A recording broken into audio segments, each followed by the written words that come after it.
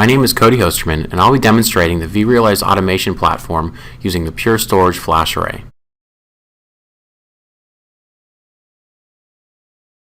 So we're logging into our vRealize automation web portal in order to provision some storage. So we'll take the use case here where we've added a new FlashArray into my cloud environment, and I want to configure it to allow for provisioning in my VMware environment to that FlashArray.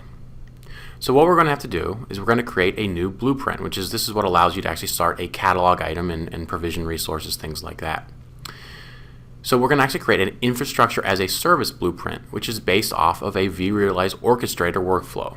So we're going to use the Pure Storage vRealize orchestrator workflow package to import one of these from my orchestrator instance. So the first thing I'm going to do is I'm going to grab my create FlashArray host group from cluster workflow and import it into vRealize automation. This workflow takes the hosts inside of a vCenter cluster object, finds their worldwide names, things like that, and creates the host objects and the host group object on the respective FlashArray to allow you to provision volumes to. So we're going to go through, add the wizard, and add that into a infrastructure as a service blueprint. I'm now going to publish that blueprint to allow it to be used inside of my catalogs.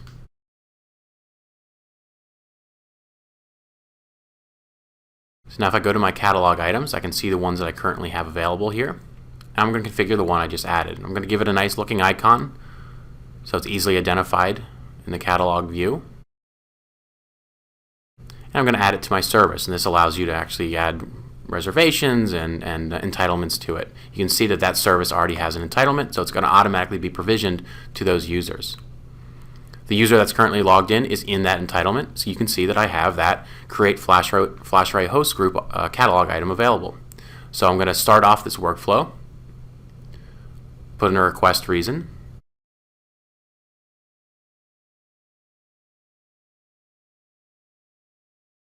and then enter in the configuration parameters.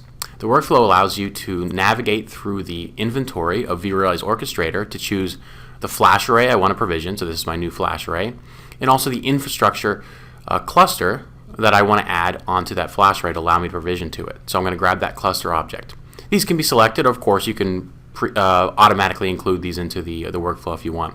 So I look at my FlashArray, you can see I currently have 4 host groups that have already been configured, but I want to add one more for my new vCenter. So I'm going to submit the request. Now these requests can be submitted to another admin to approve, or they can be automatically approved. In this case, I'm having it automatically approved, so it'll immediately run. And so we can see I have now a 5th host group with my 2 hosts from my infrastructure cluster added to this array. So now I can provision storage to them because they have their worldwide names configured and things like that. So if I look at my request, you can see that it has been successfully completed. And vRealize automation has finished that task.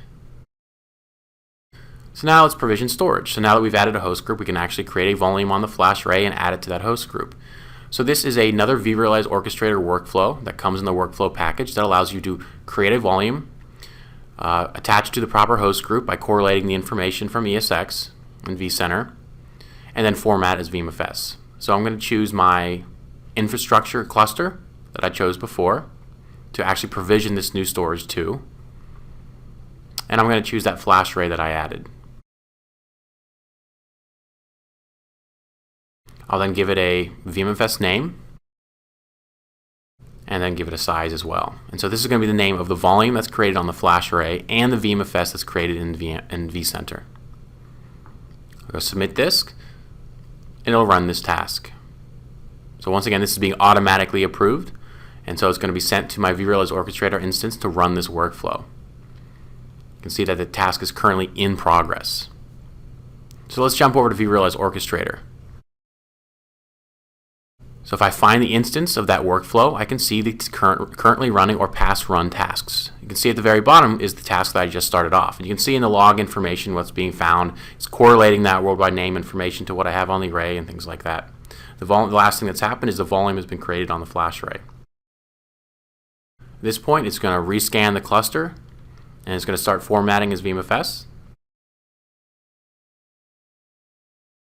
And that'll add the data store to my infrastructure cluster inside of vCenter, so VMs can be provisioned to it now. So let's jump back to vRealize Automation. So we give it a refresh here. We'll see that my task is indeed completed as seen by vRealize Automation. We go to the completed task, see on the top the new volume has been done. So I go to my FlashArray and look at my host group. We can see that volume has been provisioned and added to this FlashArray host group and hosts.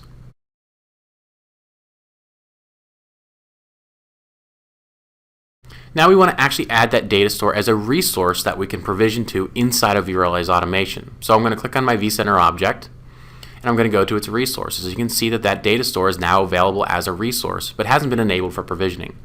So I'm going to give it a reservation of the amount of capacity that can be provisioned, and I'm going to do 8 terabytes, so half of what it's available, and I'm going to give it a high priority. So the VMs that get provisioned by users that have access to this object, it's most likely going to go to that data store because it has a high priority. Low in number, high in priority.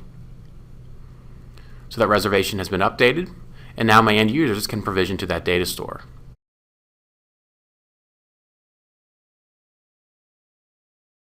So now let's log out and then log back in as a less elevated user. So I'm going to log in as a user that wants to request a new virtual machine from vRealize Automation so I can do development or testing or set up a new application.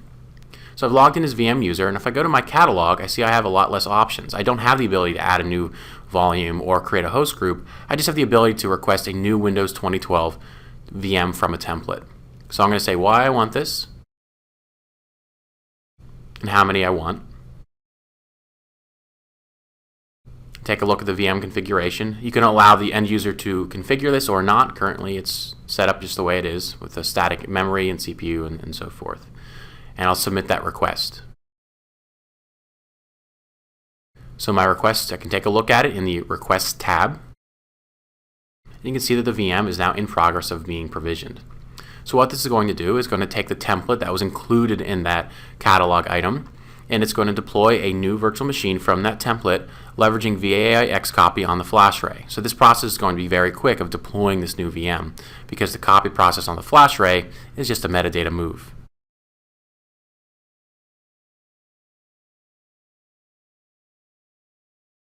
So the process is now complete. It has cloned it from the template and powered that virtual machine on. So now I can go into my items and I'll see I have some VMs. Now the one I've provisioned earlier, the one that we just provisioned is on the top. So if we expand it, you can see the name of that VM, and I can connect directly to it from inside of vRealize Automation. I can use RDP, remote console, things like that, and you can add and subtract actions on the right-hand corner there as needed by the user. I can now head and go log into my Windows machine as that user.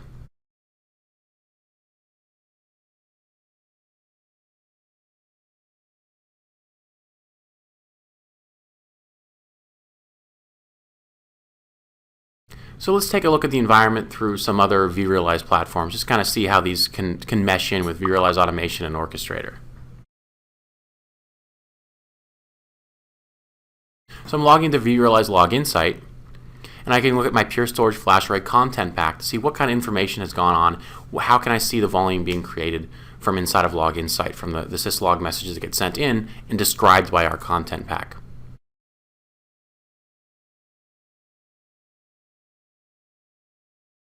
So I'm going to look for the volumes that have been created. So I'm going to look for the extracted field of the Pure CLI command, and I want Pure Vol. You can see, look, I created that volume, if you remember that same name as before, using Pure Vol, and that's been sent to Login site that I can query and find more information.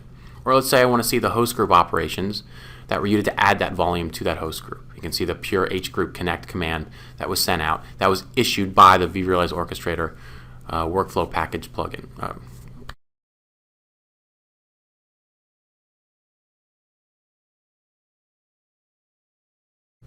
And this is a kind of a quick example of seeing how Login site can monitor your environment, and you can set off alerts and things like that as well from Login site when they see these types of messages if you so choose. So let's log into vRealize Operation Manager, VROPS, and watch the relationships between the objects that have been created. So if we go into my Environment tab and using the Pure Storage Management Pack, we have these relationships already inside of VROPS. And we can see how they connect across the stack. So if I look on my array that I had added into my host group, the volume that was created, the data store that's on that volume, we see that VM I looked at earlier is indeed sitting on that. And VROP sees this relationship automatically as soon as it's been created and provisioned to that data store. You can see my VM and my data store and my array above it is currently healthy. This has been a demonstration of vRealize automation with the Pure Storage FlashArray. Thank you for watching.